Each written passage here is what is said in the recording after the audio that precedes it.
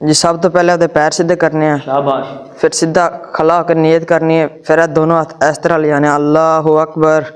हाथ ਤੁਹਾਡੇ किधर होने चाहिए ने? किबला की तरफ, बिल्कुल रिलैक्स सीधे। इंज नहीं होने चाहिए, इंज नहीं होने चाहिए, इंज नहीं होने चाहिए, बल्कि सीधे होने चाहिए। अच्छा जी उस तो बाद फिर हत्थ नाफ दे थल्ले बल लेने, तीनों ਉਂਗਲਾਂ दूसरी हड्डी ਦੇ ਉੱਤੇ ਹੋਣ।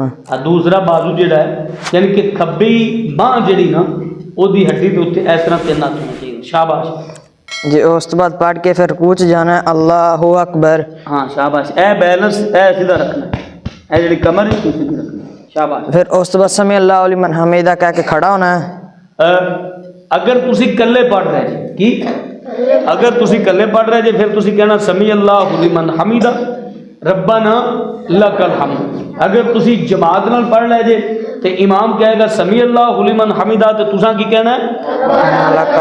तुसा की कहना है? रब्बना लकल हम्द। अच्छा जी उस तो बाद सजदे जाना है, पहले ਉਹਦੇ ਗੋਡੇ ਥੱਲੇ ਰੱਖਣੇ ਆ, फिर हथ लाने आ, फिर नक, फिर पेशानी। हाँ इन्हां नूं कर अल्लाहु अकबर। ए की ला है तो जाना उन्होंने पहले ए की लाया उन्हें गोडे, हुण रख हथ, फिर नक, फिर पेशानी। हां हुण इत्थे की पढ़ना? सुभान रब्बियल आला,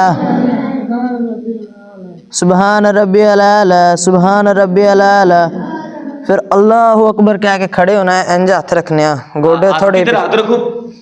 हाँ शाबाश। हाथ कितने होने चाहिए ने? गोडे दे उत्ते थोड़े, घुटनियां दे उत्ते, ऐ थल्ले लमके नहीं होने चाहिए, इस तरीके नाल, ठीक है? हाँ खूबसूरती ना, खूबसूरती ना, ये नहीं कि तुसी एवें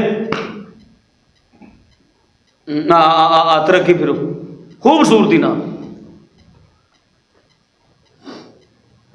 नमाज पढ़न दा